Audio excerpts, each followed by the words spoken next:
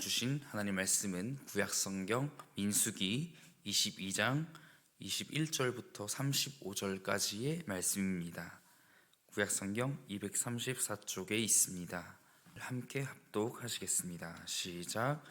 발람이 아침에 일어나서 자기 나귀의 안장을 지우고 모압 고관들과 함께 가니 그가 감으로 말미암아 하나님이 진노하심으로 여호와의 사자가 그를 막으려고 길에 서니라. 발람은 자기 나귀를 탔고 그의 두 종은 그와 함께 있더니 나귀가 여호와의 사자가 칼을 빼어 손에 들고 길에 선 것을 보고 길에서 벗어나 밭으로 들어간지라. 발람이 나귀를 길로 돌이키려고 채찍질하니 여호와의 사자는 포도원 사이 좁은 길에 섰고 좌우에는 담이 있더라.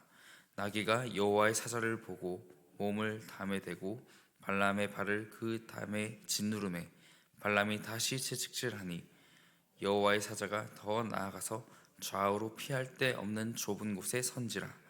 나귀가 여호와의 사자를 보고 발람 밑에 엎드리니 발람이 노하여 자기 지팡이로 나귀를 때리는지라. 여호와께서 나귀의 입을 여시니 발람에게 이르되 내가 당신에게 무엇을 하였기에 나를 이같이 세 번을 때리느냐. 발람이 나귀에게 말하되 네가 나를 거역하기 때문이니 내 손에 칼이 있었다면 곧 너를 죽였으리라. 나귀가 발람에게 이르되 나는 당신이 오늘까지 당신의 일생 동안 탄 나귀가 아니냐. 내가 언제 당신에게 이같이 하는 버릇이 있었더냐.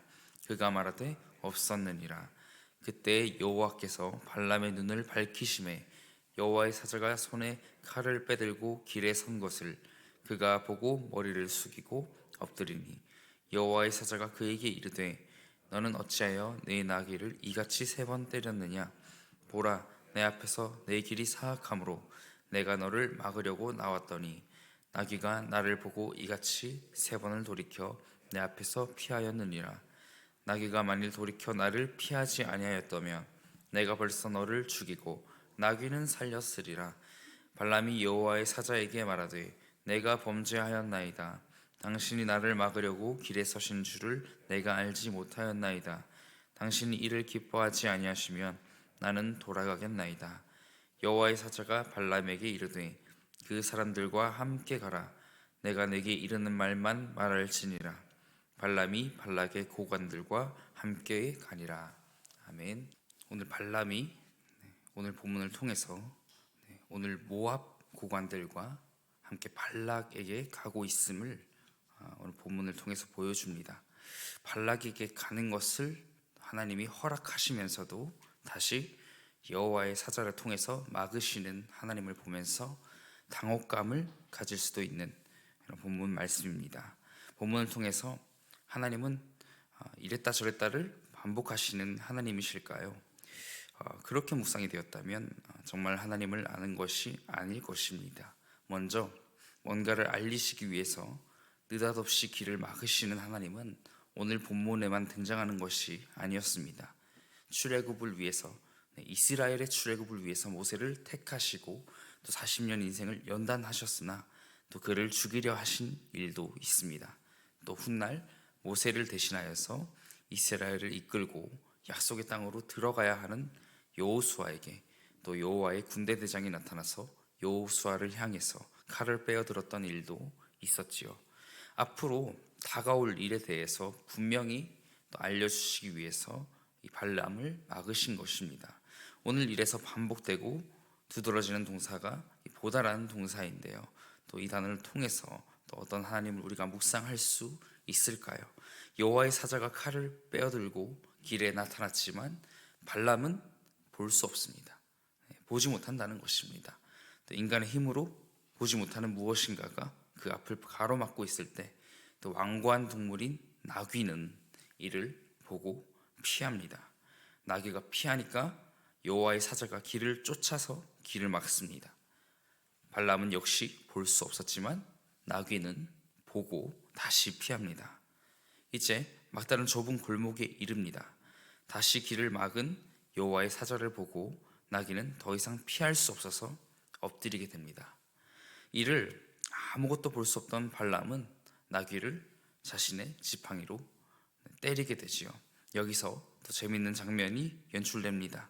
하나님께서 나귀에게 말을 할 수 있게 하신 것입니다. 나귀는 발람에게 자신을 때리는 이유를 따져 묻습니다. 발람은 나귀가 말을 하는 놀라운 상황에도 불구하고 전혀 의식하지 않고 대화를 이어나갑니다. 이어서 하나님께서는 그제서야 지금까지 볼 수 없던 발람의 눈을 밝혀주십니다. 이제 여호와의 사자를 눈에 볼 수 있게 된 발람은 처음부터 여호와의 사자를 볼 수 있었던 이 나귀 덕분에 살 수 있었던 것입니다. 성도 여러분, 발람은 하나님께서 발락에게로 가는 것을 막은 것이라 생각했지만 하나님께서는 발락에게로 가되 어떻게 하라고 하셨습니까? 바로 하나님께서 말씀하신 대로만 말하라고 다시 한번 당부하신 것입니다. 발람은 자신을 고용한 발락의 뜻대로 행동하지 않는 것이 자신에게 큰 위험이 될 것이라고 생각해 왔을 것이지만 이번 이 나귀의 이 사건을 통해서 발람은 여호와의 사자가 언제든 자신에게 칼을 겨눌 수 있음을 알게 되었습니다. 앞으로 발람이 보게 될 것은 발락이고 또 그의 신하들이고 또 그의 군사들이 들고 있는 칼일 것입니다. 그러나 하나님은 보이지 않지만 이번 사건을 통해서 하나님께서 더욱 가까이 계시고 또 하나님의 말씀을 분명히 전해야 한다는 것을 더 크게 깨닫게 되었을 것입니다. 두려워해야 할 것은 모압의 칼이 아니라 또 우리에게는 어떻지요? 세상의 어떠한 기준이 아니라 바로 하나님의 말씀이 기준이 된다는 것입니다. 발람이 두려워해야 할 것은 모압의 칼이 아니라 하나님의 칼이었던 것처럼 우리도 그러해야 할 것입니다. 여호와의 사자를 자신은 처음에 보지 못하였지만 분명히 인식하게 된 것입니다. 본장부터 36장까지는 모압 평지에서 일어난 이 사건들을 기록하고 있습니다. 그 중에도 24장까지 발락과 발람에 관한 내용이 나오지요. 발락은 이스라엘을 꺾기 위해서 발람을 제물로 유혹하고 매수하여서 이스라엘을 저주하도록 했지만 하나님은 나귀를 통해 발람에게 경고를 주심으로 도리어 이스라엘을 축복하도록 하셨습니다. 오늘 등장하는 동사 보다라는 이 동사를 보니까 우리 보는 것의 주체가 사람이 아니라 하나님께로부터 온 것임을, 즉 하나님의 능력이었음을 알 수 있었습니다. 우리가 보게 되는 것이 아니라 우리의 힘으로 보는 것이 아니라 보게 하시는 하나님, 볼 수 없는 인간, 이 말씀을 묵상하시는 성도님들에게 이 하나님의 능력을 다시 한번 인식하시는 귀한 시간이 되기를 바랍니다. 지금까지 볼 수 없었던 영적인 시야를 우리 같은 일상과 같은 일터에서 이 시간 그 영적인 시야를 하나님께 구하여서 이 시간 하나님의 은혜로 넓히게 되는 그런 시간이 되시기를 주님의 이름으로 간절히 소망합니다. 기도하겠습니다.